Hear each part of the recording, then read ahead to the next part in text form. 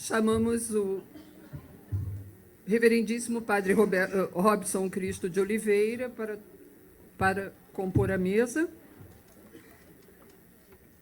Chamamos a professora conservadora e restauradora Isabel Grigoli, que falará sobre as artes no espaço sagrado, suportes, decorações aplicadas e os danos causados na conservação e restauração inapropriadas.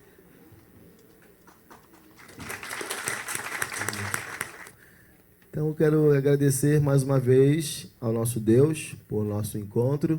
E hoje, com esse reencontro com a minha amiga e professora, também a professora Isabel Grigoli, ela que é professora, conservadora, restauradora, formada em museologia pela FRJ, especializada em museus artísticos e restauração pelo Instituto Argentino de Museologia, lecionou restauração de artefatos cerâmicos na Universidade de Estado de Sá, onde eu fui aluno dela, membro da Associação Brasileira de Conservadores e Restauradores de Bens Culturais, na Abracor.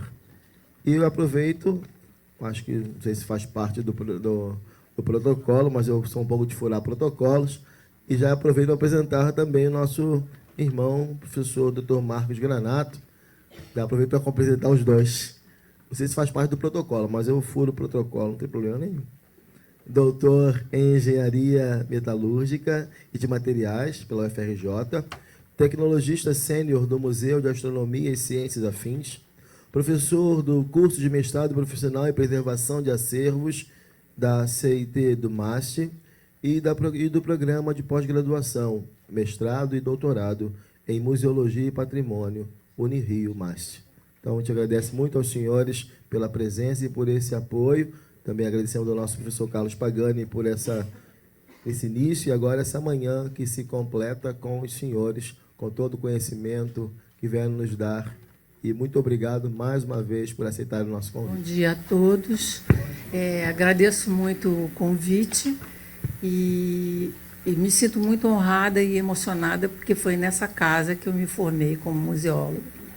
Então, é uma emoção muito grande. O meu tema é um tema muito técnico. E eu vou falar das características de alguns suportes e decorações e os danos provocados por conservação e restauração inadequados. Os suportes de arte nas igrejas são muito diversificados. Eu não tenho como falar de tudo, até porque outros profissionais vão falar. Então, eu vou me deter em alguns tipos de materiais que eu considerei importantes para falar nesse momento. Vou primeiro falar da terracota sem vidrado. A terracota ela é um material poroso, higroscópico, e algumas colas e materiais líquidos podem provocar manchas irreversíveis por capilaridade, quer dizer, por absorção de água ou de material líquido, né? Um exemplo que eu trouxe para cá é esse vaso japonês do século XVII, que demonstra claramente aqui na colagem a marca mais escura, porque a cola penetrou na terracota por capilaridade e provocou, então, essa mancha escura que se torna irreversível, porque ela está por dentro da peça. E, nesse caso, para se fazer um conserto desse erro, a gente tem que fazer uma reintegração pictórica, e que não é o caso, porque a gente não restaura errado para ter que fazer um conserto posterior, não é? Pode passar.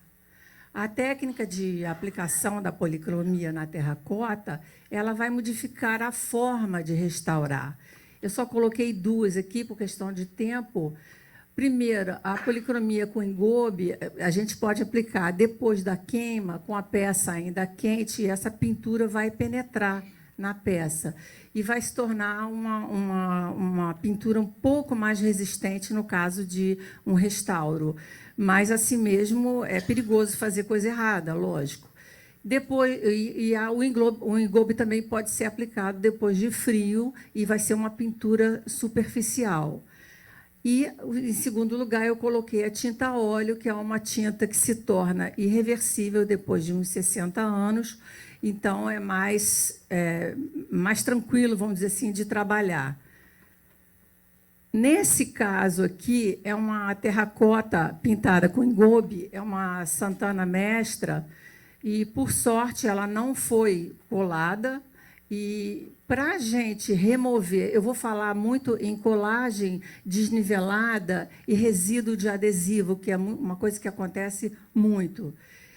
Para a gente descolar essa colagem desnivelada, a gente tem que usar solvente, que vai afetar, muitas vezes, essa pintura, principalmente se for um engobe, e uma técnica mecânica, através do bisturi, e a gente pode levantar a pintura. Então, se há uma colagem errada, para se remover isso, ou excesso de adesivo por fora, sobre a pintura, se torna irreversível essa remoção. A cerâmica crua, ela é uma cerâmica mais delicada ainda. Aí a gente tem uma Nossa Senhora do Carmo. A cerâmica crua, ela é porosa, higroscópica e tem muita fragilidade mecânica. É um material, um suporte muito difícil de ser trabalhado. E, no caso de colagem desnivelada, será impossível descolar esse desnivelamento. Então, muitas vezes, o que a pessoa que não sabe faz? Colou desnivelado, não consegue descolar, começa a passar uma lixinha para nivelar, ou então bota aquela massa enorme para dar o nível da peça, e isso é péssimo. Colagens e preenchimento de lacunas com cimento ou durepox. Nesse caso aqui, é uma porcelana.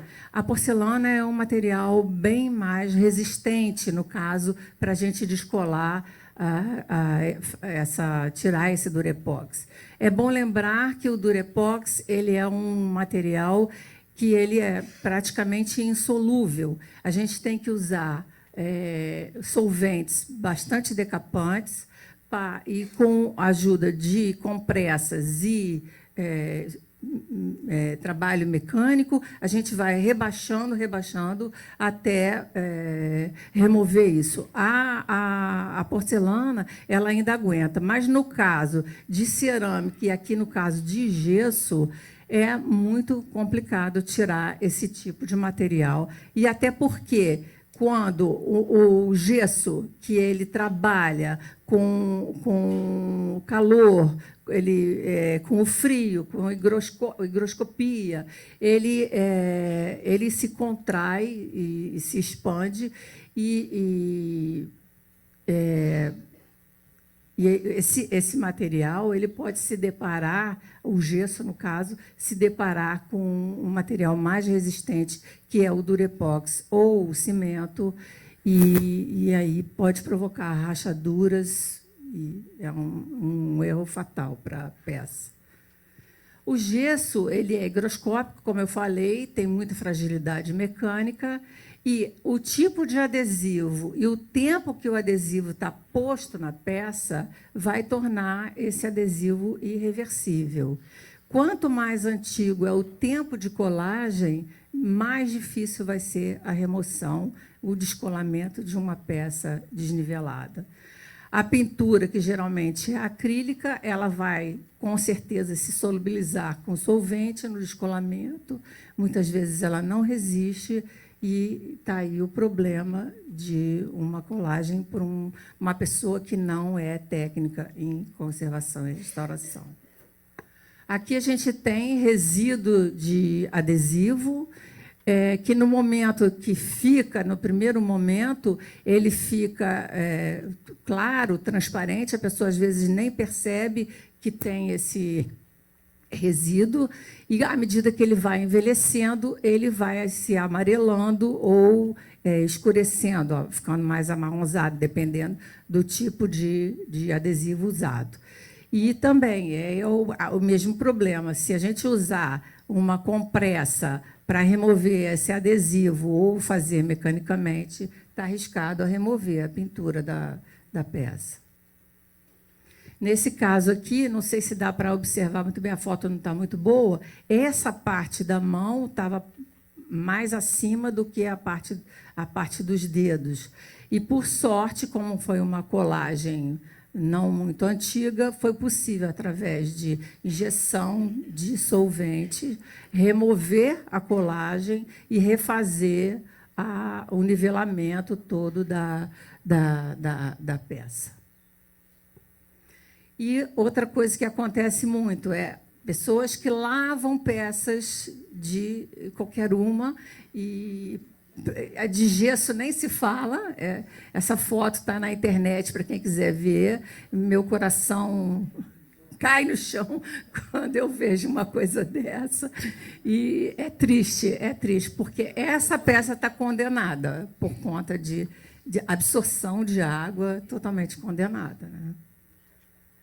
A faiança. A faiança é um outro material, é uma cerâmica, um dos tipos de cerâmica vitrificada. E, no caso de uma colagem desnivelada, vai se tornar irreversível no caso de que compressas ou injeções não funcionem. É aquela mesma coisa. Se não funcionar, vai dar uma raspadinha, vai fazer uma massinha maiorzinha e vai consertar o erro. E não é isso que você tem que fazer. O biscuit é uma porcelana, a porcelana sem o vidrado, é uma porcelana fosca, é a primeira fase do cozimento da porcelana.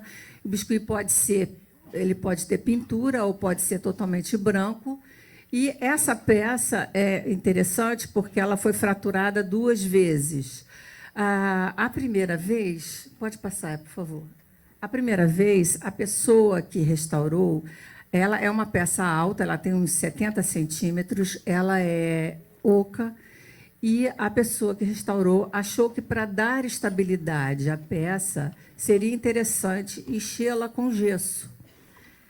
O gesso, como é higroscópico, ele vai trabalhar e vai, no caso, a rachadura, se não for removido, a rachadura vai começar a aumentar até a fratura completa. Então, a primeira coisa a se fazer foi se remover esse gesso antes do restauro, logicamente, e procurar uma solução mais adequada para dar estabilidade à peça. Então, a pessoa que desconhece acha que, fazendo isso, está solucionando o problema. E, pelo contrário, está causando um problema para a posteridade.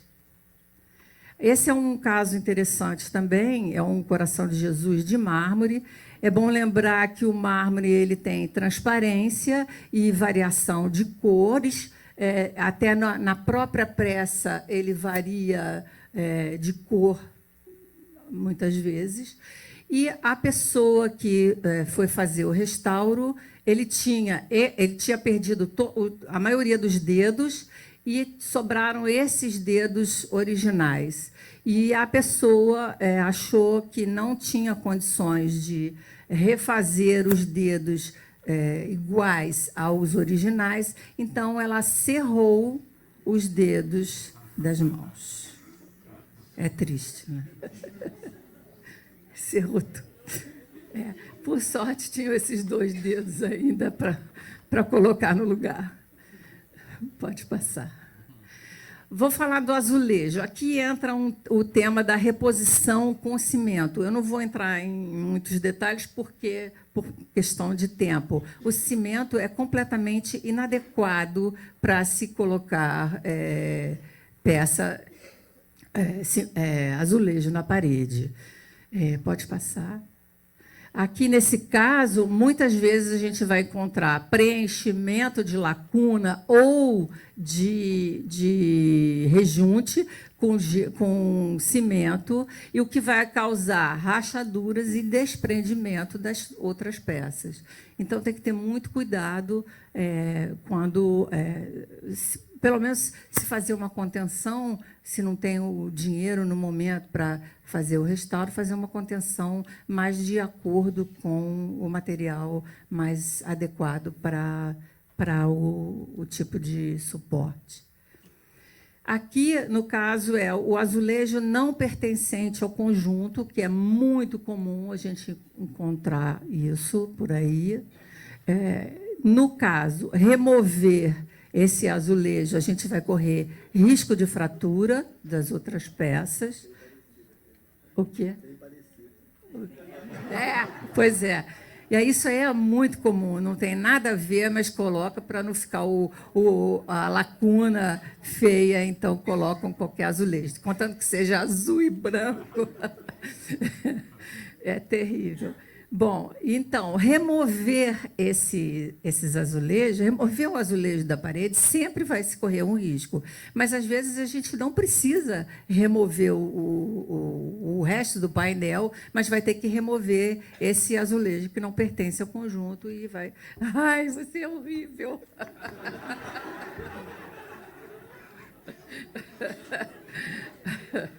Minha mãe sempre diz que eu sou tão bonito. Meu Deus do céu. Está me dizendo que já tem 15 minutos. Bom, então, para remover, então, vai se correr o risco de fratura. Com certeza, esses azulejos foram assentados com cimento e deixar falhado também a gente corre risco de continuar perdendo o painel.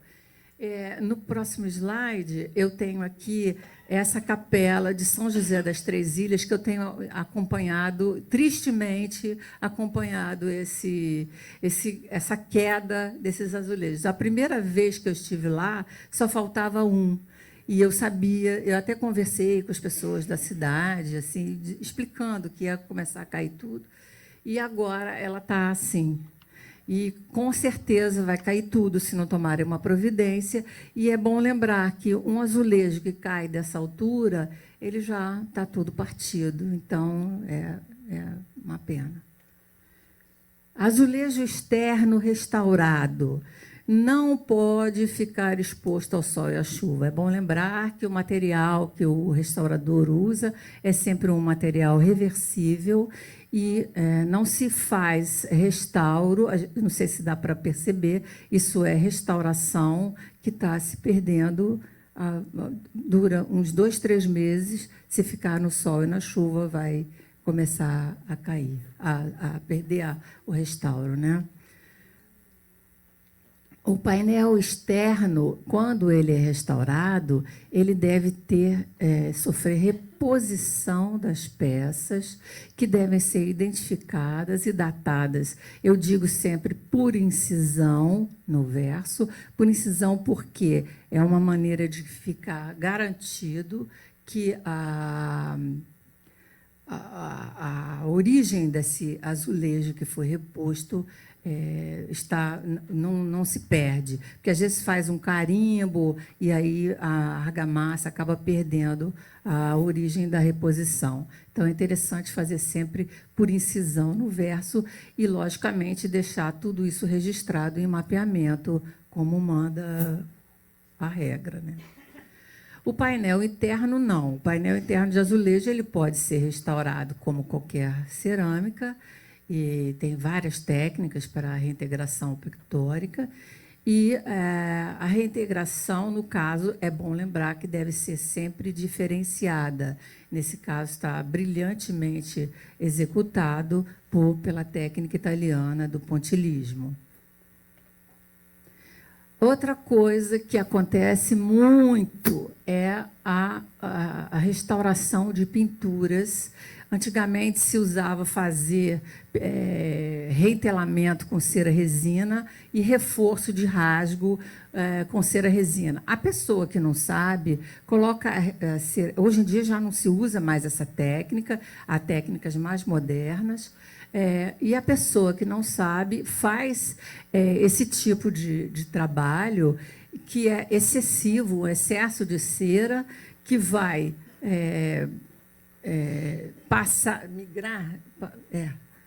migrar para o verniz da pintura, que muitas vezes não precisa ser tocado e agora, por conta dessa migração da cera, aqui tem, essa migração, o verniz precisou ser retocado. Às vezes, a gente faz um restauro pontual. Nesse caso aqui, tem um furo, tinha rasgo aqui embaixo. A gente faz um restauro pontual e, às vezes, dá para se retocar o verniz pontualmente, não precisa fazer completo.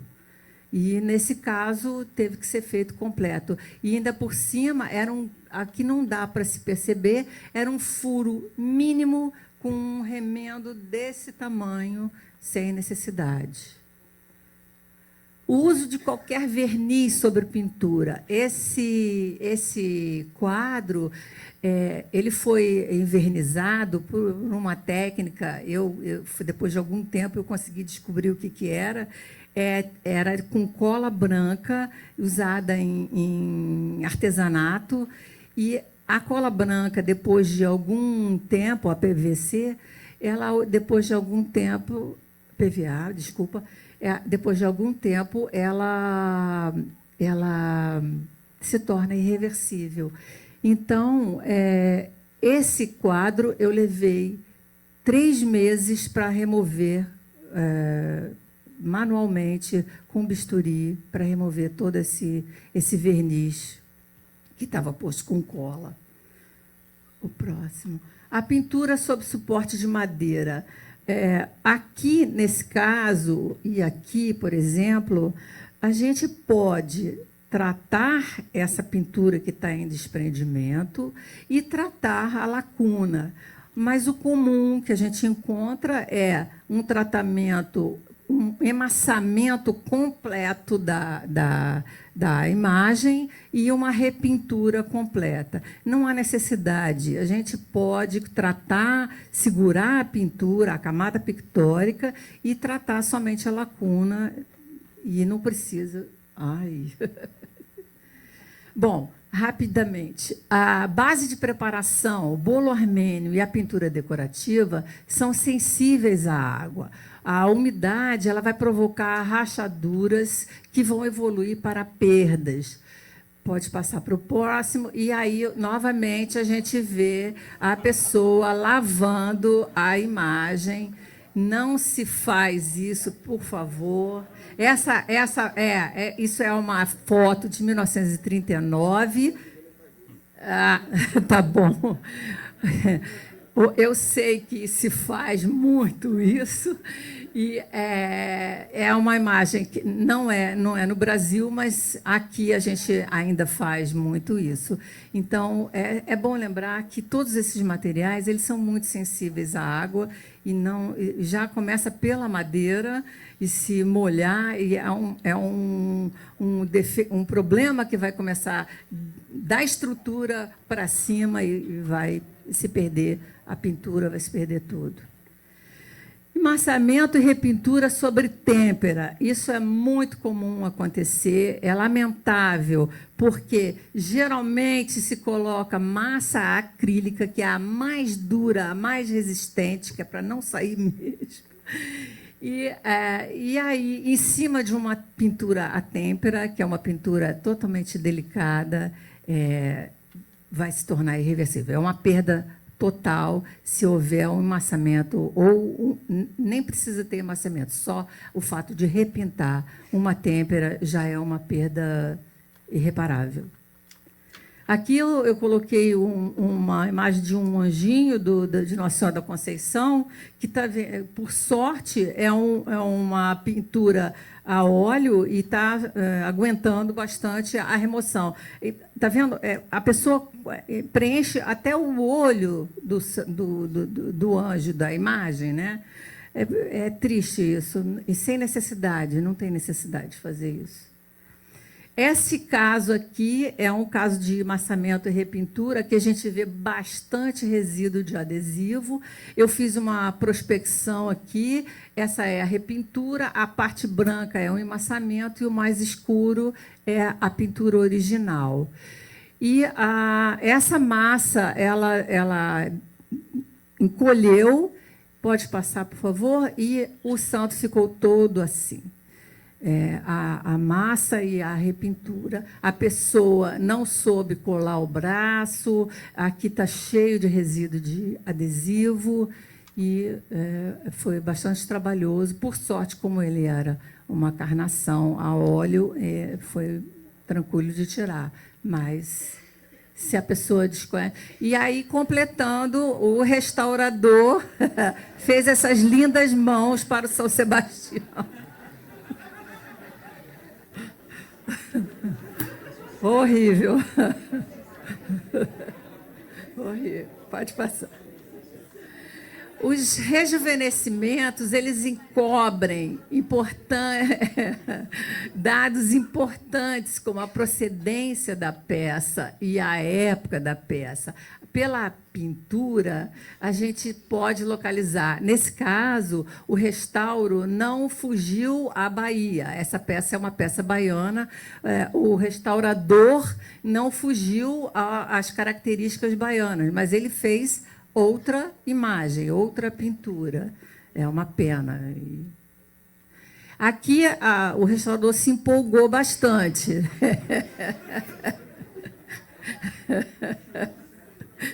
Ele foi dar nobreza a essa peça e ele encobriu a beleza simples da arte popular. Inclusive, eu não sei como ele conseguiu, o rosto ficou até mais arredondado, ele conseguiu mudar até a fisionomia do São Benedito. É uma pena, porque repinturas podem cobrir maravilhosos estofamentos como esse, que está na internet para todo mundo ver. Pode passar o próximo. Ou então, lindos e realísticos detalhes, no caso desse Cristo, hematomas e sangramento, que está todo... Aqui a gente vê a camada grossa de massamento e repintura. Punção e incisão são decorações complementares do estofamento, quer dizer, da roupagem do santo, que podem ficar perdidas quando se faz emassamento. Se massa essas punções, aqui a gente perde a referência e aí está perdido mesmo. Aqui, a repintura, além de grosseira, ela vai modificar a intenção do artista. Com certeza, o artista não queria fazer essa cara horrorosa, coitada. E aqui, por exemplo, já estou terminando. Aqui, a sobrancelha do anjo está muito mais acima. Com certeza, esse rosto não seria assim, dessa forma. Eu já vou terminar. Aqui, agora, a moda são essas sobrancelhas que as mulheres estão usando e os pobres dos santinhos e meninos Jesus estão ficando na moda. É triste, é triste. Pode passar, por favor. E não escapou nem o cavalo do São Jorge.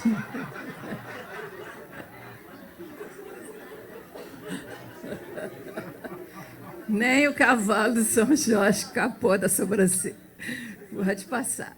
Bom, imagens de retábulo são para serem vistas à distância. E, por conta da perspectiva, os olhos são colocados intencionalmente de forma estrábica, muitas vezes. E há casos de correção do olhar, até mesmo para o restaurador, que desconhece essa técnica de perspectiva, faz um estrago, é um estrago para sempre. Aqui, remover a tinta metálica, o uso da tinta metálica. Para a gente remover, a gente vai usar solvente ou remover mecanicamente. Se o ouro que está por baixo é um ouro mais fino, que a gente sabe que o ouro pode ser mais espesso, mais fino, dependendo das posses de quem encomendou, esse ouro não vai resistir a remoção dessa tinta metálica. A gente encontra muito pintura de tinta metálica, é muito triste. Aqui a gente tem uma placa, um Santo Antônio sobre alabastro. Aqui é toda pintada com tinta metálica. Olha a diferença, não tem por que repintar com tinta metálica. E a pessoa não ficou satisfeita, ainda fez uma borda de durepox para fazer uma moldura. Vai ficar bonitinho. A purpurina, a partir do século XIX, a purpurina vai ser muito pregada. Uma coisa muito importante, não se restaura a peça que leva purpurina com folha de ouro e vice-versa. A gente encontra muito isso. A gente tem que respeitar a purpurina, que ela é o registro de um período. E isso ajuda na datação, inclusive, da peça. Não se faz restauração com folha de ouro, nem vice-versa. Aqui a gente tem uma Nossa Senhora de Fátima também, toda repintada com purpurina, está sendo removido. Eu já estou terminando. Muitas vezes o artista, para dar mais luz, mais sombra ou volume, ele mistura técnicas sobre a mesma obra, materiais, né? Então, quando uma pessoa, um amador, ele vai rejuvenescer a peça com tinta metálica, ele vai estar destruindo a intenção do artista. É uma pena. É bom lembrar que existem imagens sacras que se faz com técnica mista. A pintura a óleo em encarnações, na túnica e no interno do manto. A têmpera usada no externo do manto, em globos, peães e bases, principalmente as imagens baianas. É sempre bom lembrar isso, porque a pessoa que desconhece pode tratar tudo de uma maneira igual, e não é. Aplicação dos olhos, essa é uma das técnicas que corta a face, se escava o verso da face, coloca os olhos e se prende, fixa o olho com uma cera de fixação. É muito comum encontrar pessoas que fazem desinfestação pelo furo do resplendor.